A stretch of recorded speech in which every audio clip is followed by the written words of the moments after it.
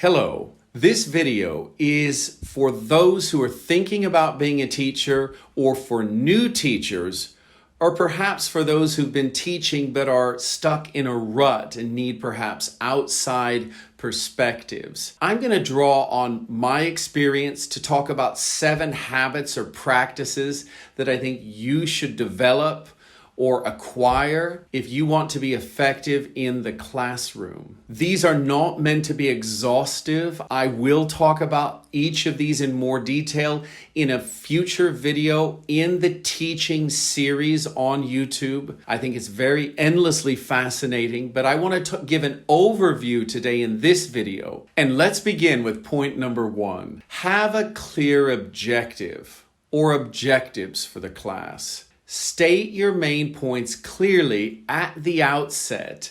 Don't keep it a mystery. This is a very simple thing to do, but surprisingly few do it. And I didn't do it when I started out teaching.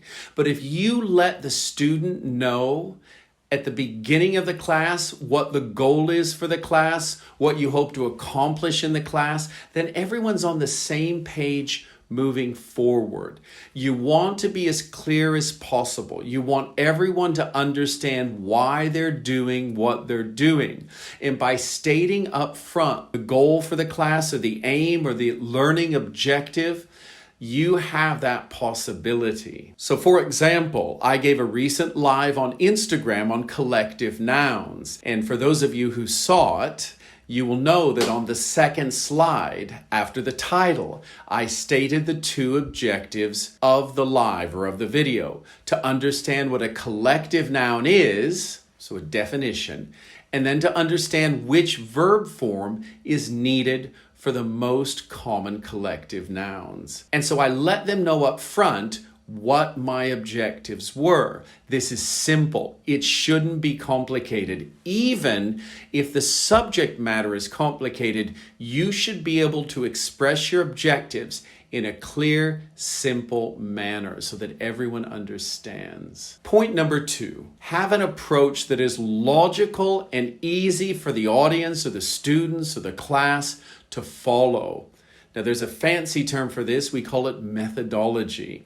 But it should be something that is logical, invokes common sense, and that is consistent throughout the lesson. So if we go back to the live that I gave a few days back, my method was that I would cover the most common collective nouns.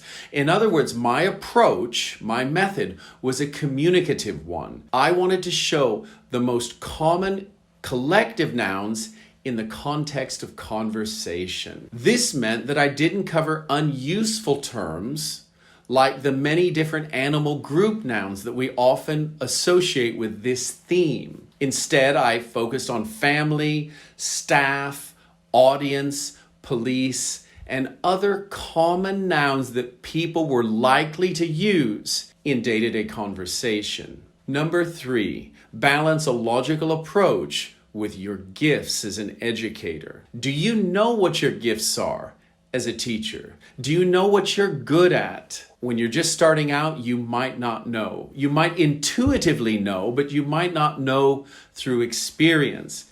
But this is something you need to ascertain.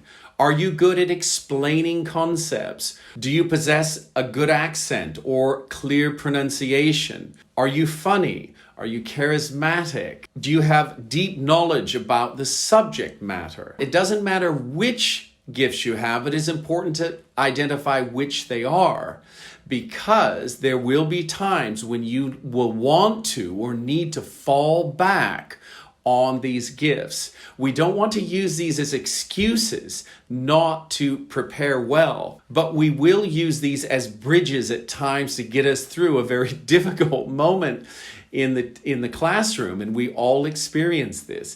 But if you know what you're good at, you can draw from that well in these sort of barren moments or awkward moments to get you through and present a very positive end to the class. Number 4, use many clear examples. Now, as obvious as this is, It didn't dawn on me how important this was to the sort of pedagogical process, the teaching process, until many years into my career. But when you explain things and then you follow it up with very clear examples that centrally tell the message that you were just explaining, it has a profound effect on student learning. All too often, we are focused on lecturing and telling people what we know. And especially for the young teachers, they fail to put in as much effort to provide clear examples for the very interesting points they're making in their monologue. Creating good examples takes time, but it's worth the investment because students will be motivated. They will learn a lot faster with these examples. So returning to our example of collective nouns, it's one thing to tell students that everyone and everybody takes a singular verb. It's quite another to show them an example sentence or sentences. Everyone was listening, which sort of backs up the point you were trying to make, and then taking this one step further and asking them to create their own sentence. This is even more helpful and foreshadows my fifth point. Point number 5 is to involve as many students as possible in the class. The more students that are involved, the more success you will have as a teacher because more students are learning. In general, lecture less, discuss more, and employ activities that involve student participation. So if we take the example of my Instagram Live and the collective nouns, at the end of my presentation, I had, in addition to examples, very clear examples of the points that I was trying to make, I had a quiz where they could actually get involved, but it was a quiz that was centrally about the points we'd already discussed. It didn't talk about new points. It talked about points that we had discussed to enforce their knowledge and in the process to give them confidence. If you introduce collective nouns that are obscure or uncommon or unlikely to come up in conversation, then you've contradicted the aims that you stated at the outset, and you've also confused the students a little. And confused students lack confidence. And when students lack confidence, they don't progress. Likewise, if you introduce work that is unrelated to collective nouns, either in the class or as homework, students will also be confused. And finally, if you introduce too much homework, students won't work diligently on it, or they won't do it, and therefore they won't learn. And this is a common problem amongst younger teachers or those who are zealous about their subject. They lose perspective and sort of calibrating how much homework is fair given the number of subjects each student has throughout the day. So be very careful not to overload students with homework. Number 7, don't allow distractions from the lesson. Dress appropriately. Don't be late. And don't be disorganized. These are all things you can control. And remember, this isn't about you, the teacher.